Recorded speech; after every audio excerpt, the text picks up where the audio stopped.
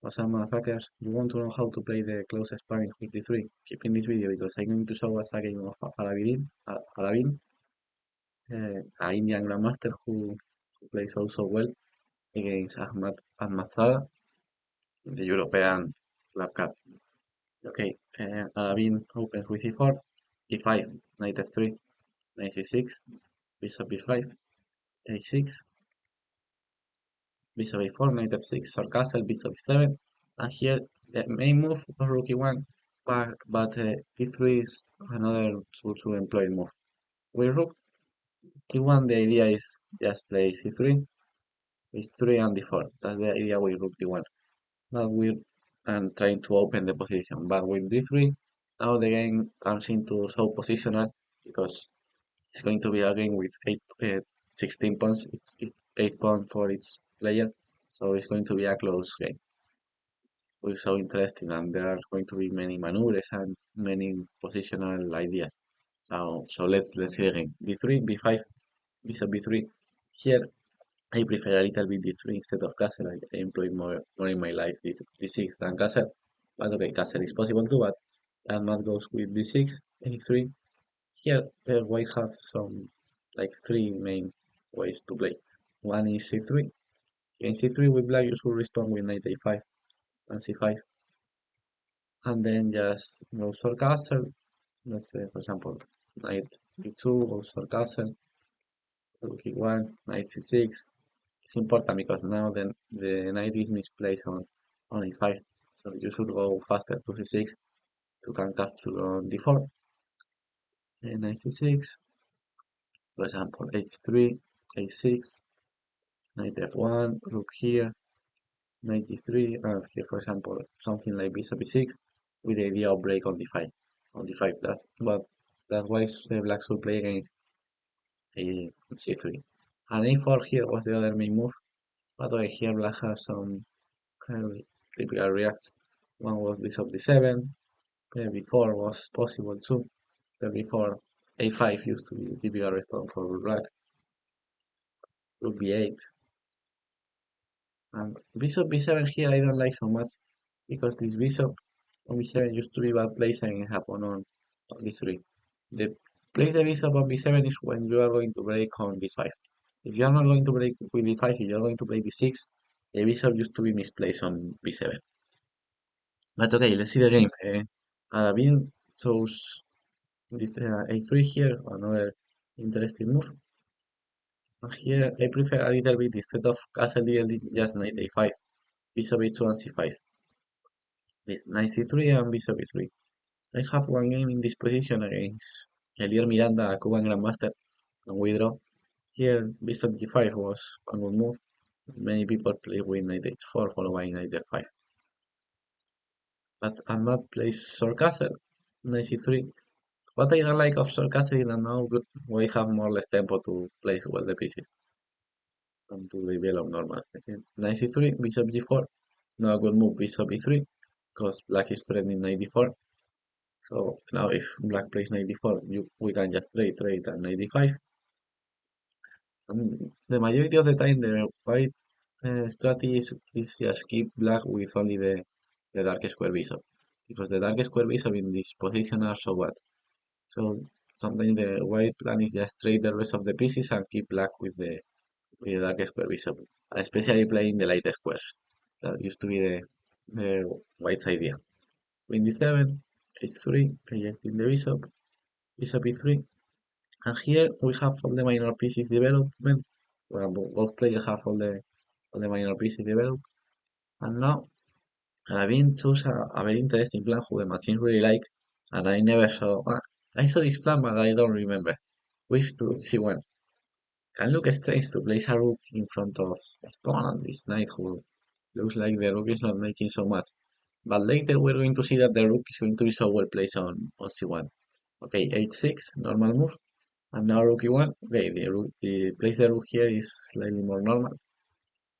Knight e5. And now early we're going to see the idea of place the rook on c1. Bishop e6. Take with the pawn was slightly better before and knight b6.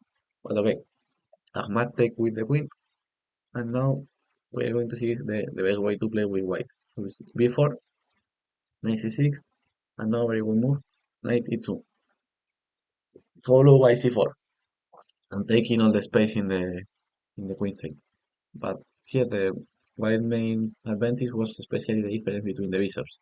And apart, we have the ball developed and black not, and we are breaking the center, so looks like we're going to have the advantage. So that's the idea of playing the rook here. Now play knight e2 and follow by c4. For example, if rook c8, just c4. And if black tries to open first with d5, we can just take a bishop here, and now c4 is coming, and d4. And we are breaking the center, and but we have the pieces better placed, especially the rooks. Our two rooks are in the center, and two black rooks are undeveloped. That's okay. Having placed knight h2 is not the best move. It's logical, but before here and knight e2 was stronger. Here was better just play rook e8, a normal development move, because knight g4 doesn't give nothing to white here. This position is equal because in every moment black can just trade these bishops. I don't know if here or maybe later, but now if black managed to trade the dark square bishops, are going to be fine. So here f4 was stronger. Maybe it was the Aravindh idea. f4 here was fine. Or king e2 was possible. But that breaks in d5 is a bad move because to have the knight misplaced in the corner, to have the rooks undeveloped, and you are breaking the center and trading one of the uh, less pieces that you have developed. So it used to be bad to break in the center and make this type of things with a knight in the corner on a5. It takes d5, knight takes, queen takes, and here having plays before. Okay, it's not bad, but queen h5 was interesting too. Otherwise, he had a good idea with b4, knight c6, and c4. Finally, yes, the rook here makes sense. Um, he just opened the c5 with c4. And here, a man made a mistake, but it's normal because his position is difficult. Queen d7 is stronger. He just take on c4. The problem is that now white is so active, and he's going to sacrifice on e6. Look here, bishop d6. And now came the surprise of Aravindh. Bishop takes a6. Very good on piece sacrifice. Sorry. Pawn takes looks like black is going to lose just for example queen here. I don't know whether he can go. King here and now we can play queen h4.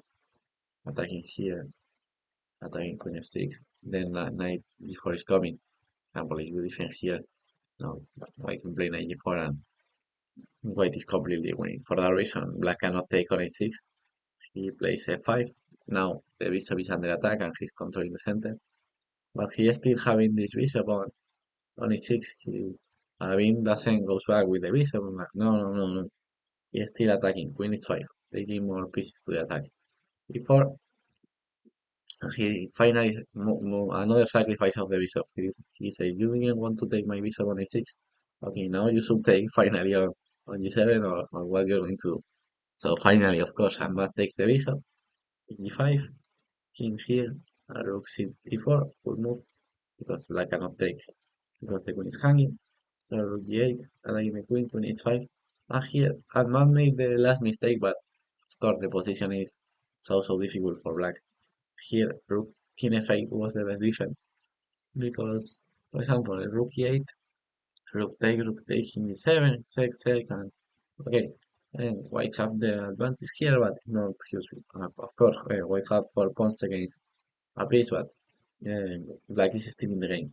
And knight g4 here was stronger.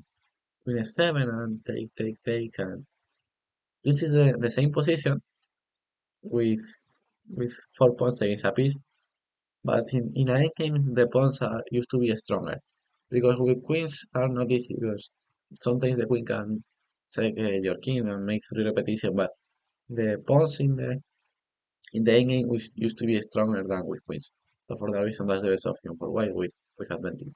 But instead of king f8, Ahmad just play king rook g6, which is a completely losing move. Knight g4 very good. Rook h8, and here just queen takes, pawn takes. rook e4, rook e3. Here Aravindh makes an inaccuracy, much stronger, just knight a6, rook takes queen e8, queen e7, and take here. But he played rook e1, who is still winning. And knight e4 was the best defense for black, but it's still winning for white. But Ahmad plays queen e2, and now the rest was more or less easy for Aravindh. The only problem is that there are some moves until reach the time control, but the rest are more or less easy. Queen e7, king f8, queen h8. They are repeating twice to be close to the time control. It's a master technique, and when they are controlling the 14 moves, you repeat twice to reach the control early if you have a winning position, or to just win 1 minute in the clock if they are not controlling the move 14. So king f7, queen e8, queen d7, rook check, check, and now the knight is coming. Another time he repeat twice to reach the move 40 early, and now queen e8. And after knight h5, and black resign because now if king h6 check, check, and check me with the pawn, so for that reason I'm not resign. I really like this game because always in close games and in close positions are easy to learn about the master plays. Because in open position there are more calculation and more tricks, and it's not so easy to learn about this game. It's more about think, not about knowledge. But the close position is so important to know how are the pieces and how are the typical breakthroughs. So, the most important move, in my opinion, was here, because until here everything is completely normal.